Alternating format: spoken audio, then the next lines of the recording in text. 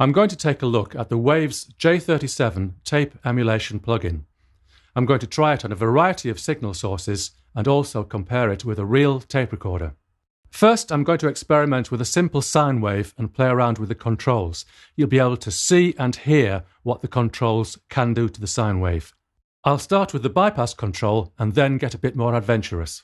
One thing you might notice is that tape produces harmonics that are odd whole number multiples of the input frequency. Even order harmonics, as you would find in a single-ended Class A amplifier, are not present.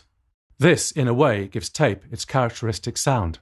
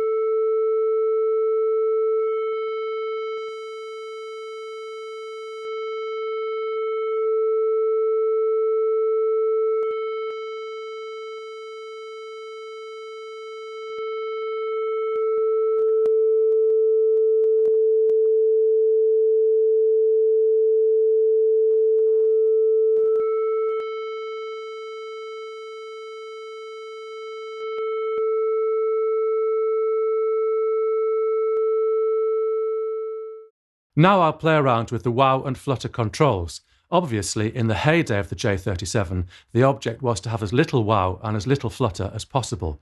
But now we can use it as an effect. Let's see what it can do to a sine wave.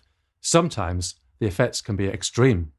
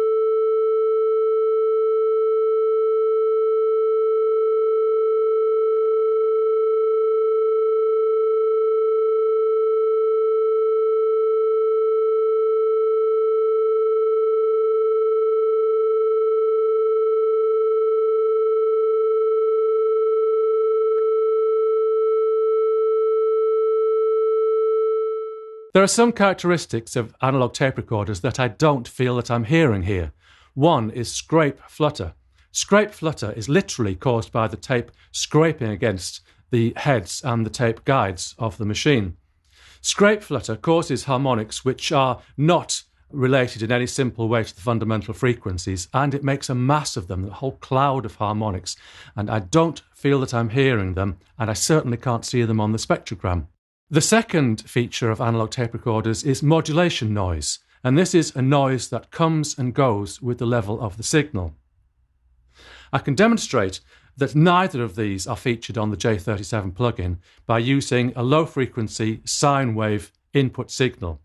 With a real tape recorder, you would hear this cloud of harmonics around the sine wave, but here it comes out very clean. And also, Whether or not the noise is introduced with the noise level control, it doesn't alter with the level of the signal. Take a listen to this.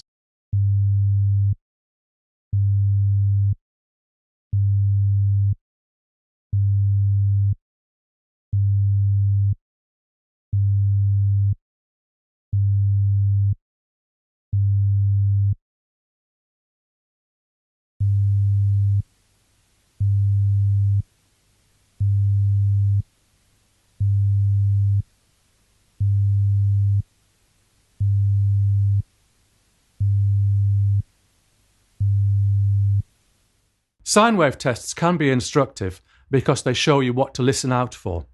But here's a real-life signal. Here's a vocal recording which we made using a Neumann U87 microphone through an Avalon M5 preamp.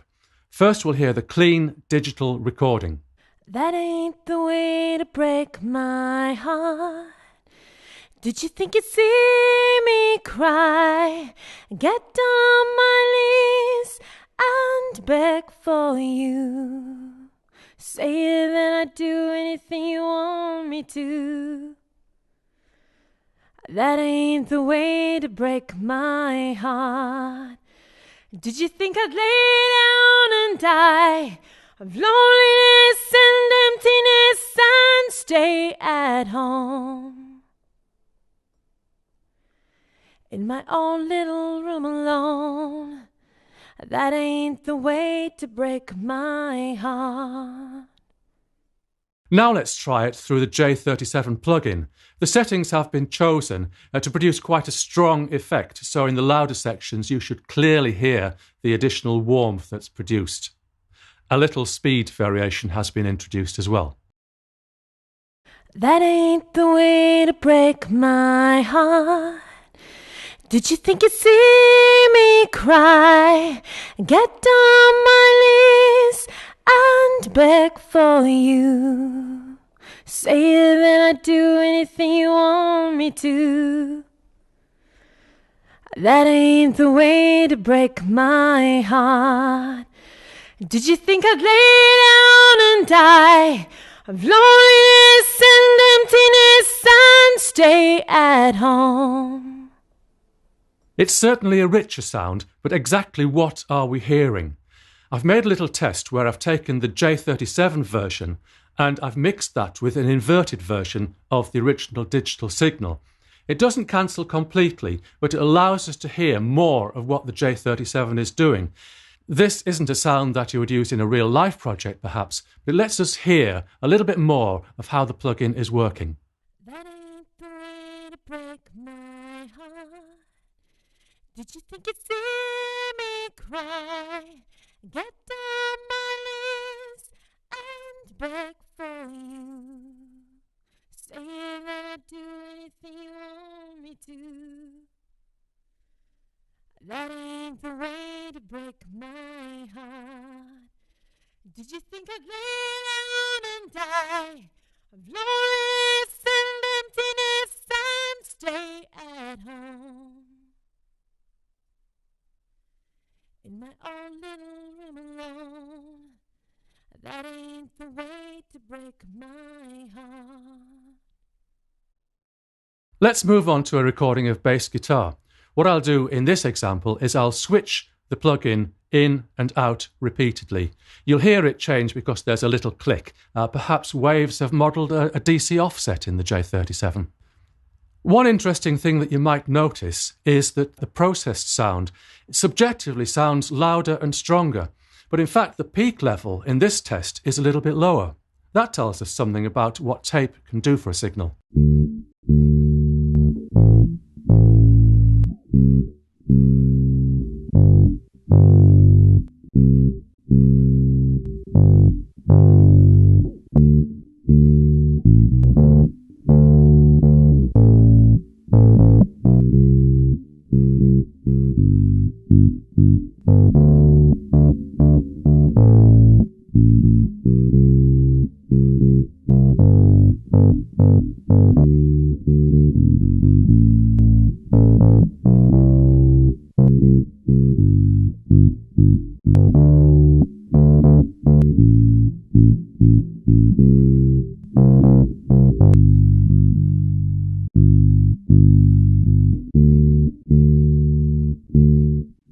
One of the classic applications of analog tape is for drums.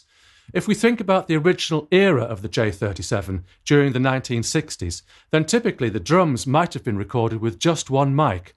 So here we have exactly that kind of recording. The setup is a single Neumann U47 directly in front of the kit. We'll hear it digitally recorded and then processed through the Waves J37 plugin.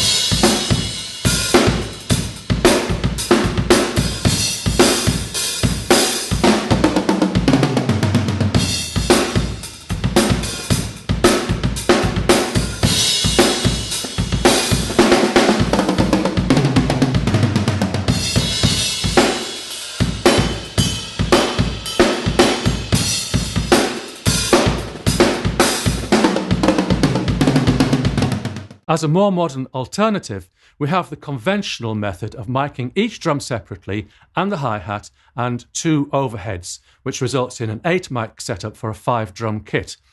We've recorded it digitally and also processed it through the J37 plugin.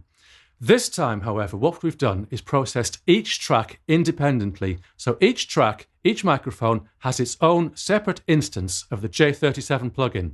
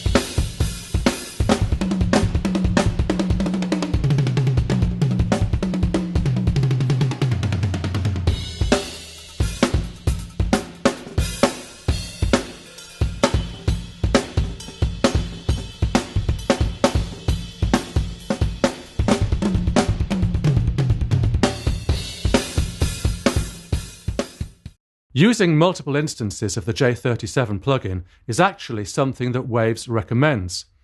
Here we have a recording of background vocals where there are 6 tracks and each is processed independently through the J37 plugin.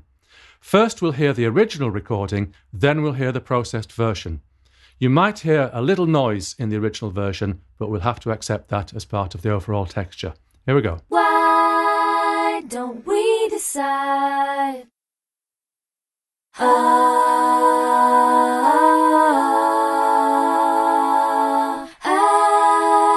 believe it's time.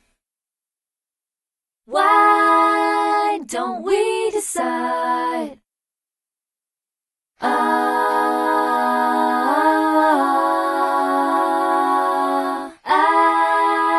believe it's time. Why don't we decide? I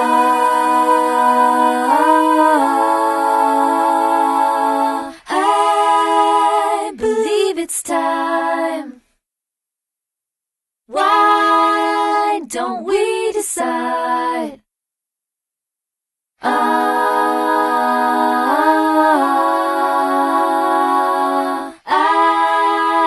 believe it's time.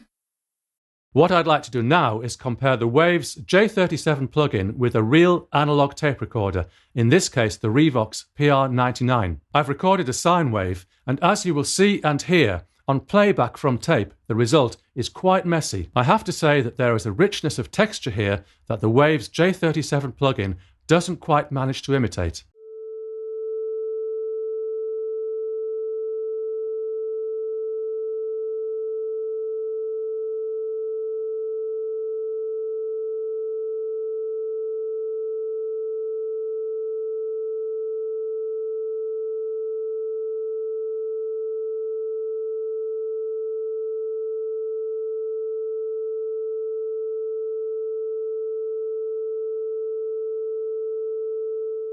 Here I have a stereo recording of drums, which we will hear first in its original digital form, then through the Revox PR99, then through the Waves J37, and then through a different tape emulation plugin.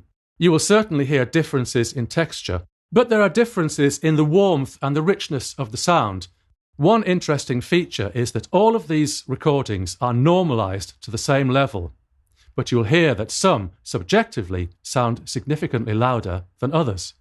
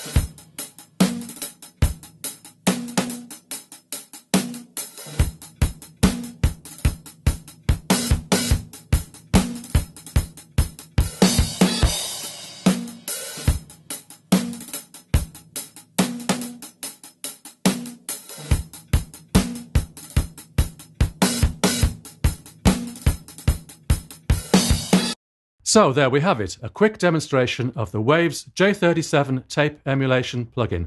Thank you for listening.